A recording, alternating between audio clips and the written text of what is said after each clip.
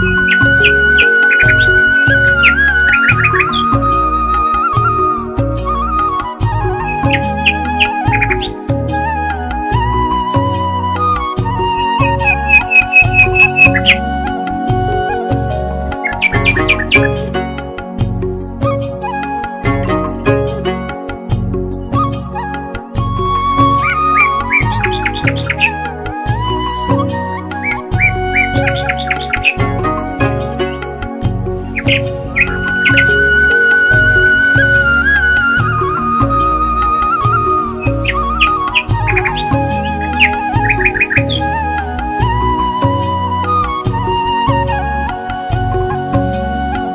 Back to जिनिया blogs नतून एक ब्लगे हाउस रेनोवेशन ब्लग तुम्हारे सकलके अनेक अनेक वेलकाम। सकाल थेके सांघातिक दौड़झापेर मध्य दिनटा काटছে কেন? কারণ আজকে মিস্টার বিশ্বাস রয়েছেন বাড়িতে। কালকে শুধু যে কিছু ইলেকট্রিক্যাল বিভ্রাট ঘটেছিল তাই নয়, তার সাথে সাথে কোথায়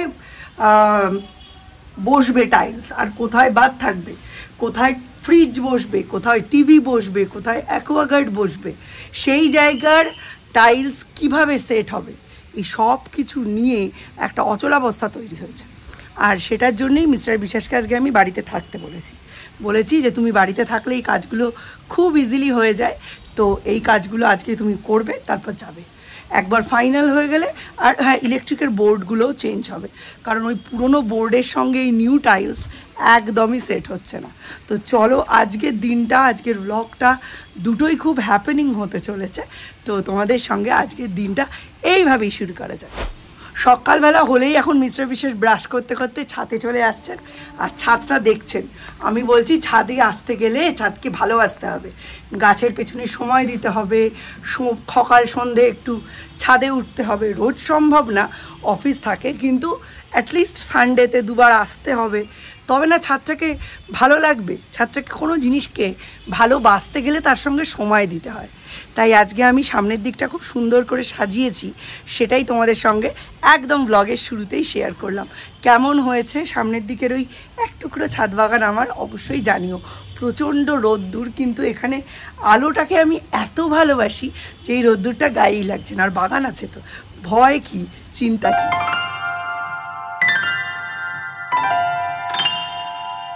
ছাদে আসলে খালি একটাই জিনিস মনে পড়ে, সেটা হচ্ছে গাছগুলো তোমাদের দেখাই, ফুলগুলো দেখাই, একটু ছুঁই, একটু ধরি, একটু তোমাদের এদের ব্যাপারে ইনফরমেশান দিই। হয়তো তোমাদের অনেকেরই বোর লাগে, কিন্তু আমার লাগে না। আমার ব্লগ, আমার চ্যানেল সবটাই হচ্ছে তোমাদের জন্য, তাই এগুলো নিয়ে বেশি আলোচনা আমি করি না। অল্প যতটার জন্য মনটা আকুপাকু করে ততটুকুই করি।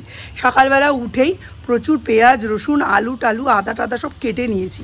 কেটে নিয়ে তারপরে এসেছি ছাদে, কারণ এই জিনিসগুলো না স্নানের পরে করতে পারবো না।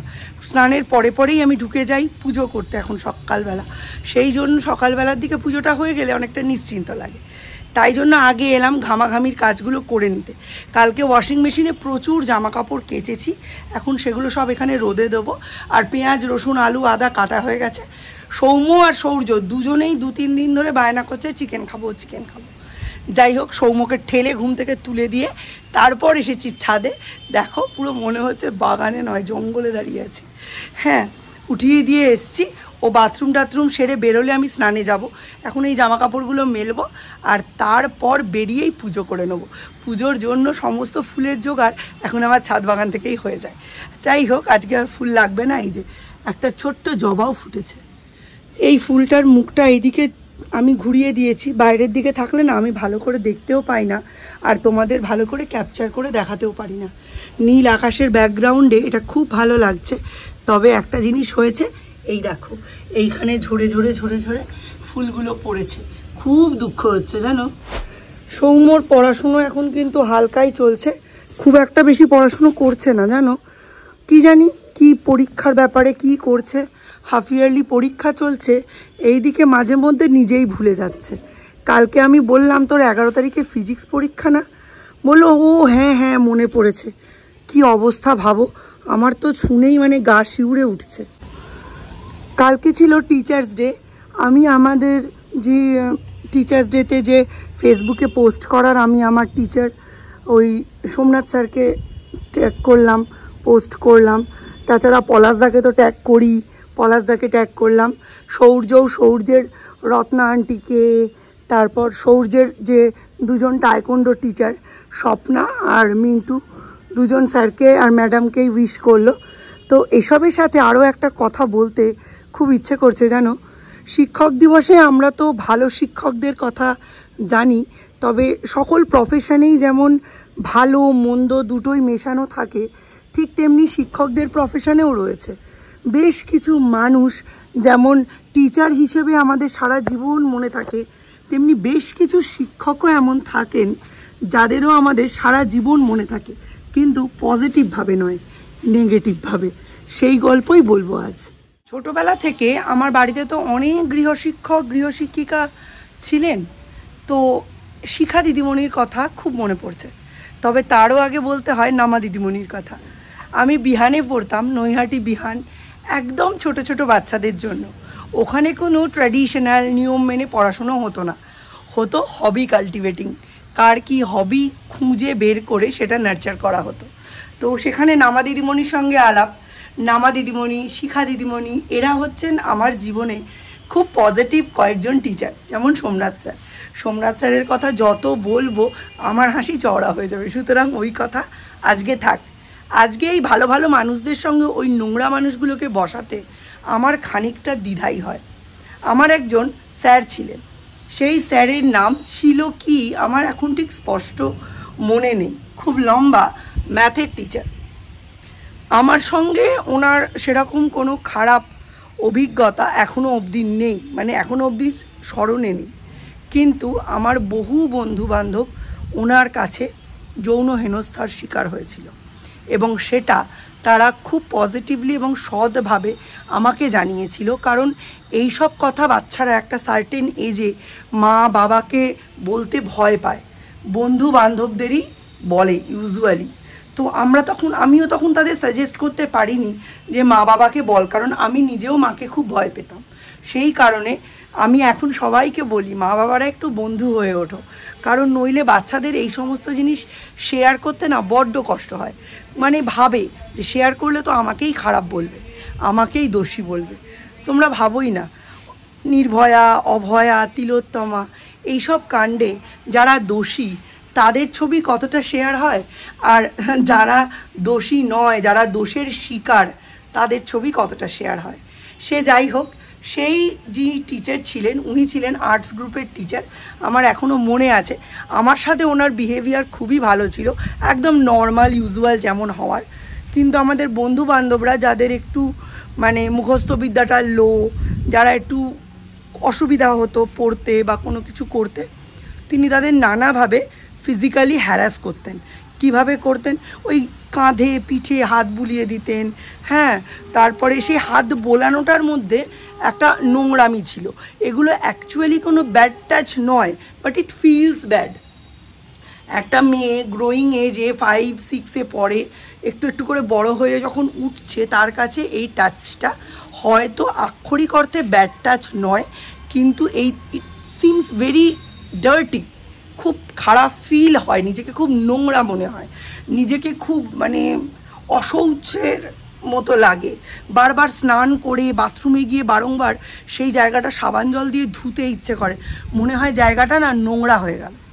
এই জিনিসটা কাউকে বোঝানোর নয়, যেটা একটা বাচ্চা মেয়ের সঙ্গে ঘটে, এটা সে তার বাবা মাকেও বলতে পারে না, কিছু কিছু ক্ষেত্রে বন্ধু বান্ধবকেও বলতে পারে না, যদি না সেই বন্ধু বান্ধবটাও সিমিলার কোনো ইনসিডেন্ট শেয়ার করে। খুব খুব কষ্টের সময় গেছে সেটা তাদের। তারাও শিক্ষক, তাদের শিক্ষক দিবসের কোনো মানে উইশ জানানোর ইচ্ছে আমার নেই। অসম্মানিত লাগে তাদের শিক্ষক বলতে। এই শিক্ষক ওয়ার্ডটার সঙ্গে তারা ঠিক যান না। আমাকে নিজেকে আমি আরও অনেক কিছু বলতে পারলাম না সেই টিচারের সম্বন্ধে। তারপর আমার লাইফে একজন টিচার আসেন, তার নাম আমার মনে আছে, তুলতুলদা। মারা গেছেন, কোভিডের সময়ই মারা গেছেন। লোকে বলে মৃত মানুষের বদনাম করতে নেই। আমি তার মারা যাওয়ার 2 দিনের মধ্যে পোস্ট করেছিলাম পাবলিক মিডিয়ায় যে মানুষটির মধ্যে অসভ্য, অভদ্র, নোংরা, ইতর টিচার আমি খুব কম দেখেছি। গায়ে হাত দিতেন, পায়ের মধ্যে পা দিয়ে, টেবিলের তলায় পায়ের মধ্যে পা দিয়ে রাব করতেন। হ্যাঁ, বিভিন্ন রকমভাবে পিঠে, গায়ে, কাঁধে, হাতে টাচ করতেন, যেগুলো আমরা যখন 7-8-এ পড়ি আমরা ভালো মতো বুঝে গেছি যে এই মানুষগুলোকে কি করে হ্যান্ডেল করতে হয়। তখন আমরা মেন্টালি অনেকটা স্ট্রং, যখন আমার সাথেই ঘটনাটা ঘটেছিল। এবং এটা শুধু আমার সাথেই ঘটেছিল এমন নয়, তুলতুলদার বহু স্টুডেন্টের নৈহাটিতে এই সেম এক্সপিরিয়েন্স আছে। কেউ বলে, কেউ বলে না, কেউ লোকলজ্জার ভয়ে লুকিয়ে থাকে। এবং অনেকে আমায় ফেসবুকে এই সময় মেসেঞ্জারেও তুলতুলদার পোস্টটা দেখে মেসেজ করে জানিয়েছে আমাদেরও সেম এক্সপিরিয়েন্স তুমি বলতে পারলে, আমি পাবলিকলি বলতে পারলাম না। আবার অনেকে আছে পাবলিকলি ওখানেই পোস্ট করেছে যে মানুষটাই এরম অভদ্র, ইতর, নোংরা ছিল। ঠিক আছে, আমি জানি এটা যদি কোনোভাবে ওনার ফ্যামিলির কাছে পৌঁছয় ওনার ফ্যামিলির খারাপ লাগবে, কিন্তু সম্ভবত তারাও জানেন, কারণ সবার বাবা মা তো আমার বাবা মার মতো ছিল না, ছেড়ে দিত না। তো আমি বুঝেই গেছিলাম আমার বাবা মা এ নিয়ে কিছু করবে না। একদিন যখন উনি ওরকম করেছিলেন, আমাদের সময় ফাউন্টেন পেন ছিল, আমি ফাউন্টেন পেনটা হাতের মধ্যে স্ট্যাব করে দিয়েছিলাম। তারপর থেকে উনি আর পড়াতে আসেননি। এটাই হচ্ছে যৌন হেনস্থার শিকার হওয়া আমার গল্প। এরকম প্রত্যেকটি মেয়ের জীবনের কোনো না কোনো সময় এই রকম একটা না একটা ঘটনা ঘটে, এবং সেটা সে শেয়ার করতে পারে না, ভয় পায়, লজ্জায়, আশঙ্কায়, তাকে সবাই খারাপ বলবে এই আশঙ্কায়। প্রত্যেকের জীবনে যাকে চাইছে না সে ছুঁচ্ছে, যাকে চাইছে না সে দেখছে, যার কথা শুনতে চাইছে না সে কিছু বলছে। এটা শুধু কম বয়সী ছোট ছোট মেয়েদের ক্ষেত্রে হয় না, বয়স্ক মানুষরাও কিন্তু যৌন হেনস্থা করেন। শুধু পুরুষ না, অনেক বয়স্ক স্ত্রীও যৌন হেনস্থা করেন। যৌন হেনস্থা শব্দটার ব্যাপ্তি বিশাল বড়, সেটাকে বুঝতে হবে, চিনতে হবে, আইডেন্টিফাই করতে হবে এবং তার বিরুদ্ধে সরব হতে হবে। মাঝে মাঝে আমি ভাবি এই ইনস্ট্যান্ট নুডলস যদি না থাকতো মানুষের কি হতো। হস্টেলে যারা থাকে তাদের কি হতো, যেসব পুরুষ মানুষ একা একা বাড়ির বাইরে অফিস করে এবং মেসে থাকে তাদের কি হতো, পরীক্ষার দিনের সকালবেলা কি হতো, বা এইরকম বাড়িতে যখন মিস্ত্রি লাগছে কি হতো। আলু সেদ্ধ ভাতই হয়ে যেত একেবারে তাদের রেডি টু গো ফুড। যাদের সুগার থাকতো তারা তখন কি খেত, বাবা এর থেকে ইনস্ট্যান্ট নুডলস অনেক ভালো। একটু বেশি ভেজিটেবলস আর যদি কম নুডলস করা যায় ব্যাপারটা যথেষ্ট হেলদি। তবে হ্যাঁ, রোজ রোজ নয়, মাঝে মাঝে। চলো, 3 জনের ম্যাগি হয়ে গেছে। এইটা হচ্ছে সৌর্যের, এটা হচ্ছে মিস্টার বিশ্বাসের, আর এটা হচ্ছে সৌমুর। 3 জনের ম্যাগি হয়ে গেছে, 3 জনকে দিয়ে দিই। এইখানটা আমি আলু, পেঁয়াজ, রসুন, আদা সব কেটে গেছি, আর সৌম্য এনে দিয়েছে চিকেন। এখনো অবধি প্যাকেটস্থই রয়েছে, কারণ আমি বাড়িতে ছিলাম না। আজকে নাকি 3 ঘন্টা কারেন্ট অফ থাকবে, আর এদিকে আমাদের আজকেই কারেন্টের কাজ। এখন হচ্ছে চা, নিচে 6 কাপ ছোট ছোট র চা যাবে, চিনি দেওয়া। আর সেই শুনে সৌম্যরও অর্ডার, আমার 1 কাপ চা চাই, সেটা করতে এসেছি। প্লাস আমাদের রান্নাঘরে কিছু মেজর অল্টারেশন, রেনোভেশন এসব হচ্ছে। অ্যাকোয়াগার্ডটা ছিল বাইরে, সেটা চলে যাচ্ছে ভেতরে। আর রান্নাঘরে আমাদের একটা এল শেপেড কাউন্টার টপ ছিল, সেটা হয়ে যাচ্ছে ইউ শেপেড। হ্যাঁ, আমি আর জামাইবাবু আমার নন্দাই দুজনে মিলে বসতে পারবো না, ঢুকতে পারবো না, একজন ঢুকতে পারবো, কারণ স্পেসটা এমনি ছোট, আরো একটু ছোট হয়ে যাচ্ছে। তো চলো চাটা নিয়ে আসছি। কি গো, চা?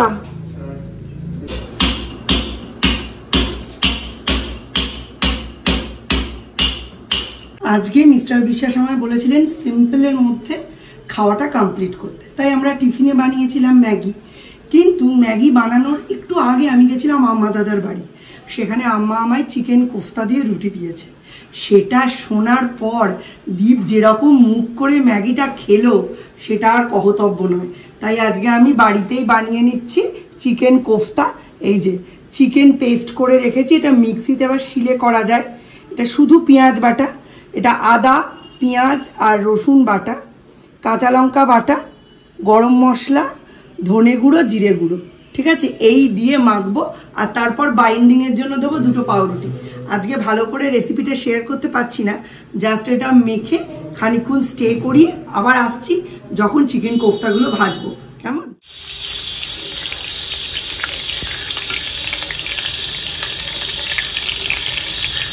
কড়াইতে তেল গরম করে নিয়েছি আর কোফতার মতো পাতলা পাতলা করে লেচিও কেটে নিয়েছি। এটা ট্রায়াঙ্গুলার, রেক্ট্যাঙ্গুলার, ওভাল, স্কোয়ার যেরকম ইচ্ছে দিতে পারো। বাড়িতে করেছি তাই থিকনেসটা একটু বেশিই রেখেছি। একবেলা খাক বা দুবেলা একেবারে মাউথ ওয়াটারিং একটা ডিশ হতে চলেছে।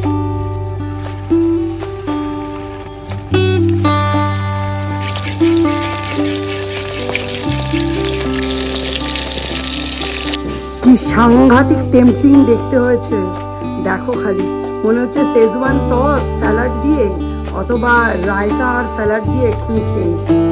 প্রত্যেক মানুষেরই জীবনের বেশ কিছু ফেজ থাকে। ছোটবেলায় ফুচকা, ঘুগনি, চুরমুর এইসবের ওপরে মানুষের লোভ থাকে। তারপরে হয় নতুন জামা কাপড়, নতুন মেকআপ, বিয়ের পর নতুন শাড়ি, নতুন গয়না, তারপরে আসে নতুন সোনার গয়না, তারপরের ফেজে গিয়ে আসে ঘর সাজানোর জিনিসপত্র আর বাড়ি ঘর, আর শেষে গাড়ির স্বপ্ন। এই রকম ছোট ছোট ছোট ছোট স্বপ্ন মেয়েদের মধ্যেও পাল্টাতে থাকে। যত বয়স বাড়ে, অভিজ্ঞতা বাড়ে, তত নানান ধরনের স্বপ্ন মনের মধ্যে দানা বাঁধে। এর মধ্যে কোনোটাই কিন্তু অপ্রয়োজনীয় বা অমূলক নয়, বরং বয়সোচিত। যে বয়সের যেটা স্বপ্ন যদি সাধ্য থাকে সেটা পূরণ করা উচিত, কারণ কয়েক বছর পরেই মনে হবে ওটা বেকার করেছিলাম, এইটা বেশি প্রয়োজন। দেখো কি দারুণ তৈরি হয়েছে। এই যে চিকেন কোফতা, এইগুলোকে নর্মাল কারি করে তৈরি করলেই তার মধ্যে দিয়ে দিলেই হয়ে যাবে। এতে কিন্তু কোনো আলু টালু পড়ে না, সে কারি করতে বেশিক্ষণ সময়ও লাগে না। খালি কারি করে এর ওপর ঢেকে দিলেই কোফতার কেল্লা ফতে।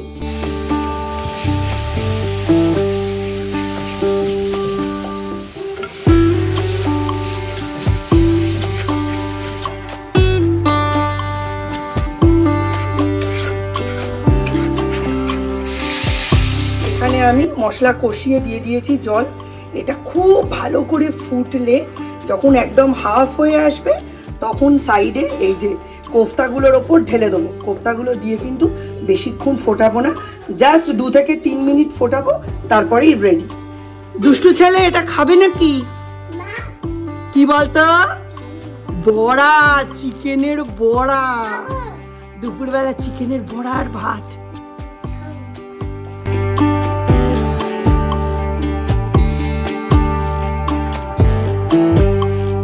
রান্না করতে করতেই দৌড়তে দৌড়তে ছাদে এলাম। জামা কাপড়গুলো রোদে ভাজা ভাজা হয়ে গেল, তুলতে এলাম। আমি ভাজা ভাজা হয়ে যাই, তাতে কোনো শোক নেই।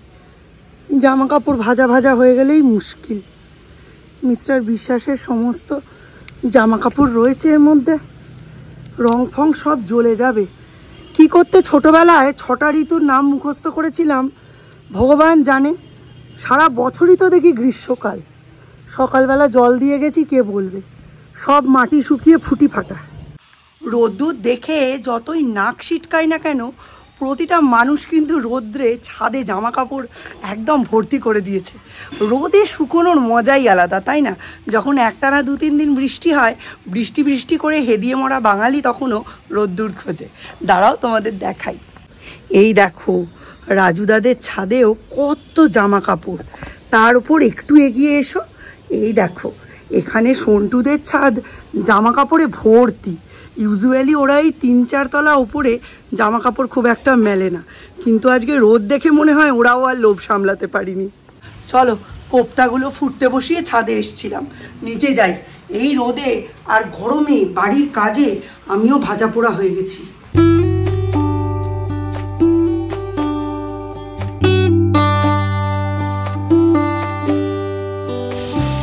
চলো, ঝোলটা অনেকটাই কমে গেছে, আস্তে আস্তে কোফতার ওপরে অ্যাড করে দিই।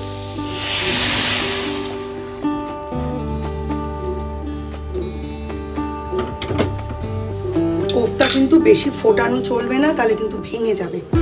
ভাজলে শক্ত, ফুটলে নরম, এই হচ্ছে কোফতার ধরন।